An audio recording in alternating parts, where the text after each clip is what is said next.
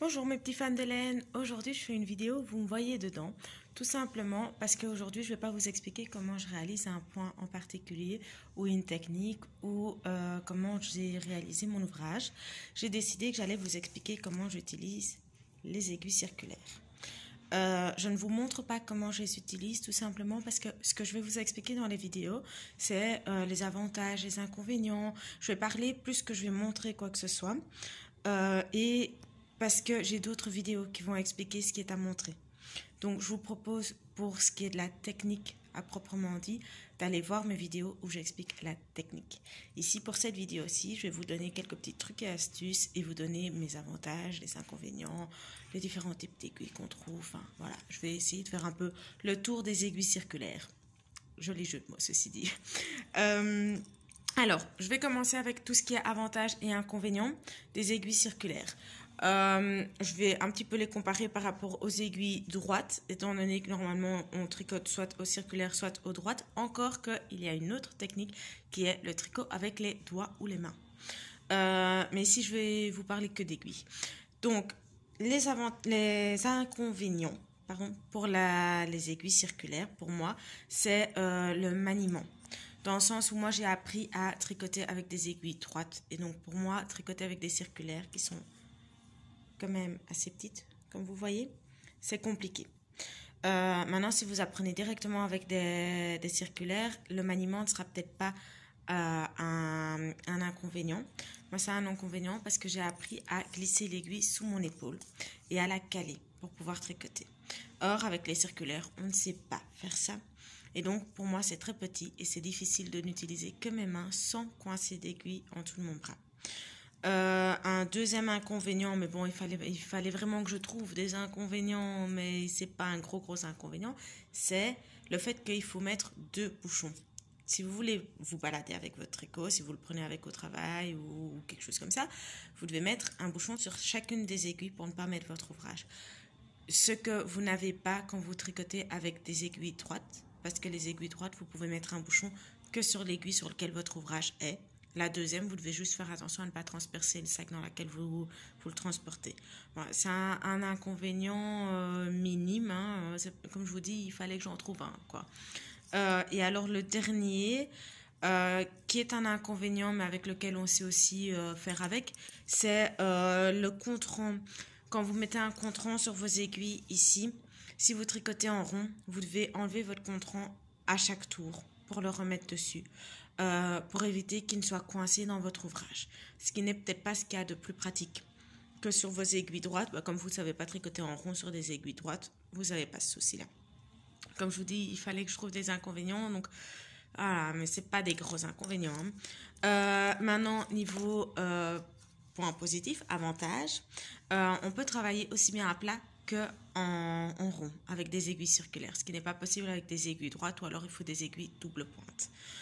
Mais c'est plus compliqué, je trouve, à utiliser que des aiguilles circulaires avec le câble. On ne perd pas les 2 aiguilles.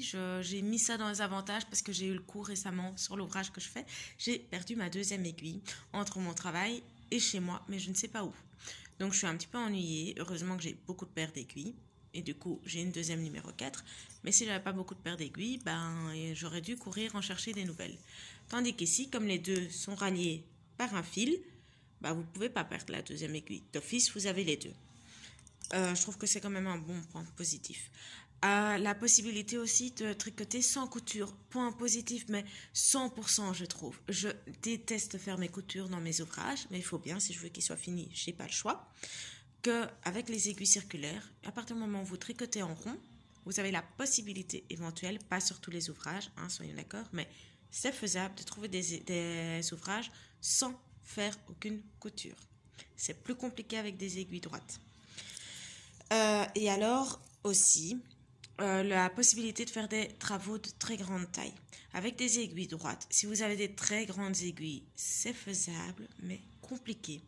Tandis qu'avec vos circulaires, comme vous avez un câble, vous devez pouvoir faire normalement d'assez grands travaux.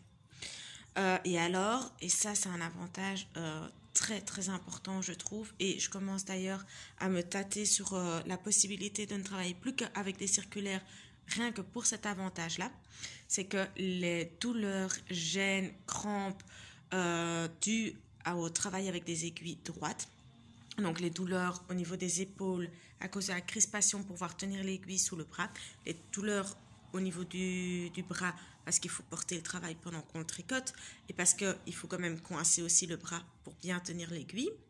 Les douleurs au niveau des mains, de nouveau à cause du poids du travail, ne sont en tout cas pas aussi importantes qu'avec des aiguilles droites. Elles sont beaucoup moins importantes avec les circulaires, en particulier celles au niveau de l'épaule, parce que vous n'avez pas besoin d'utiliser votre épaule quand vous travaillez avec des circulaires. Et donc, vous avez beaucoup moins de crispation. C'est beaucoup mieux. Votre nuque vous en remerciera aussi, parce qu'évidemment, comme les deux sont reliés, les douleurs peuvent être prolongées jusque dans votre nuque. Ça, c'est pour les avantages et les inconvénients. On a quand même 5 avantages, pour ce que j'en pense moi. 5 avantages pour 3 inconvénients. C'est quand même pas mal. Maintenant, je vais vous expliquer les différentes aiguilles circulaires que vous avez. Vous avez les classiques comme j'ai ici, donc les fixes que moi j'appelle ça, c'est-à-dire que le câble est attaché à l'aiguille. Pratique et pas pratique, dans le sens où moi je n'ai pas le choix sur la longueur de mon câble, je suis obligée de tricoter avec une longueur comme celle-là. Si je fais un tout petit ouvrage et que je n'aime pas la technique du magic loop ou que je la maîtrise pas ou quoi aux caisses, bah, je suis ennuyée avec un grand câble comme ça. Si je fais un tout grand ouvrage et que mes aiguilles, enfin mon câble est trop petit, pas de chance pour moi non plus. Donc c'est bien, c'est pas bien les aiguilles fixes parce que vous ne risquez normalement pas de perdre votre câble, il tient bien dessus. Mais d'un autre côté, vous n'avez pas le choix sur la taille de votre câble ou alors vous devez acheter des aiguilles de la même taille avec plusieurs câbles différents. Ça existe, ça existe. Quand vous allez en magasin, vous pouvez choisir la grosseur de votre aiguille mais aussi la taille de votre câble. Dans le cas où vous voulez avoir toutes les tailles différentes, bah, vous êtes obligé d'acheter à chaque fois les aiguilles qui vont avec. C'est un lot complet. Vous n'avez pas ce souci-là si vous utilisez les aiguilles interchangeables. Donc les aiguilles circulaires interchangeables, c'est le même style que celle-ci, sauf que ici, là où le câble rejoint l'aiguille, vous avez une petite vis qui vous permet de changer le câble. Donc ça vous permet d'avoir une paire d'aiguilles et 4-5 câbles différents pour cette même aiguille. C'est assez avantageux parce que vous pouvez avoir un lot avec, je ne sais pas moi par exemple, 12 aiguilles différentes et n'avoir que 3 ou 4 câbles pour les 12 aiguilles. Parce qu'en général, les câbles sur les aiguilles interchangeables passent sur toutes vos aiguilles. En tout cas, si vous prenez la même marque, je vais dire. Donc c'est assez pratique, vous pouvez avoir du coup des câbles plus petits, des câbles plus grands et avoir tout sur le même lot sans avoir 50 millions de paires d'aiguilles différentes. Maintenant, avec ces aiguilles-là, ça arrive que la vis lâche et donc que vous soyez un petit peu ennuyé parce qu'il faut la réparer, il faut racheter des nouvelles aiguilles. Alors, vous avez aussi, ça c'est un petit plus qui n'a rien à voir en fait avec les aiguilles circulaires et en même temps à voir avec elles parce que ça permet aussi de faire des travails en rond. Pour travailler en rond, en particulier si vous faites des tout petits modèles, petits travaux, vous avez des aiguilles circulaires à double pointe. Les aiguilles à double pointe, ça ressemble à des aiguilles droites classiques, sauf que au bout de l'aiguille, là où vous avez votre chiffre, vous avez une deuxième pointe. Cette deuxième pointe vous permet donc de travailler en rond. Vous avez besoin en général de 4 aiguilles, je pense, au minimum pour pouvoir travailler avec ces aiguilles-là. Mais c'est un petit plus, ce ne sont pas les mêmes, tout à fait. Ça permet juste de travailler en rond aussi. Par contre, le travail à plat avec ces aiguilles-là, pas top. Alors, au niveau des trucs et astuces pour pouvoir utiliser vos aiguilles. Et ça, je pense que c'est le point super important que vous attendiez. Donc, en trucs et astuces, il y a le Magic Loop qui vous permet de tricoter en rond sans avoir besoin de changer votre câble pour avoir un plus petit ou un plus grand. Vous allez tricoter tout votre ouvrage en rond, qu'il soit grand, qu'il soit petit, peu importe. Ça va vous permettre, en fait, vous allez devoir plier le câble au milieu de votre ouvrage et avoir une partie des mailles sur votre aiguille, une autre partie sur le câble. Et vous allez tricoter tout votre ouvrage en rond. C'est une technique très sympa, je l'explique d'ailleurs dans un autre tuto, comment l'utiliser. C'est une technique pour laquelle quand vous tricotez en rond avec cette technique-là, vous devez bien faire attention à bien resserrer les mailles au milieu de l'ouvrage, à peu près là où vous avez fait la séparation de vos mailles, et en tout début de l'ouvrage pour que vous n'ayez pas de trous qui se forment. Mais en dehors de ça, vous savez tricoter tout votre ouvrage en rond sans trop de soucis. J'aime encore bien cette technique personnellement.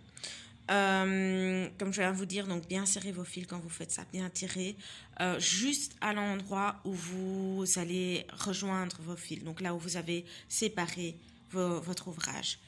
Le reste de l'ouvrage, tricotez-le normalement, sinon vous allez avoir un ouvrage bien trop serré, hein, évidemment. Vous n'avez pas d'endroit ni d'envers à proprement dit pendant que vous tricotez. Vous avez évidemment un endroit, un envers sur votre ouvrage, comme pour tous les ouvrages, mais si vous tricotez par exemple du jersey, vous allez le tricoter entièrement à l'endroit. Vous ferez toutes vos mailles de A à Z à l'endroit. Vous n'allez pas avoir un rang endroit, un rang envers. Et donc, quand vous faites d'autres points, vous n'aurez pas de rang endroit envers à proprement dit. Si on vous dit de tricoter les mailles comme elles se présentent sur un ouvrage à plat, avec vos circulaires, si vous tricotez en rond, vous allez devoir tricoter vos mailles à l'inverse de comme elles se présentent. C'est important de le savoir parce que sinon votre point évidemment ne correspondra pas, ça ne ressemblera pas à ce que vous devez faire. Ça c'est quand vous tricotez en rond. Si vous tricotez à plat, vous continuez votre ouvrage comme il l'a expliqué, pas de souci avec ça, vous avez effectivement des mailles endroits, des mailles envers, des rangs endroits, des rangs envers. Et alors la dernière petite astuce, c'est si vous voulez faire un ouvrage de grande taille, prenez un câble plus grand. Si vous voulez faire un ouvrage de petite taille, peu importe le câble que vous avez, vous pouvez prendre comme vous voulez. Si vous tricotez en rond et que vous n'aimez pas le Magic Loop, prenez un câble plus petit.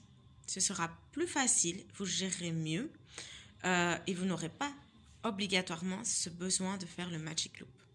Voilà, j'espère que j'ai été bien claire sur mes explications avec les aiguilles circulaires. J'espère que vous irez voir mon autre tuto sur le Magic Loop. Et j'espère vous voir pour mon prochain tuto. Ciao, ciao!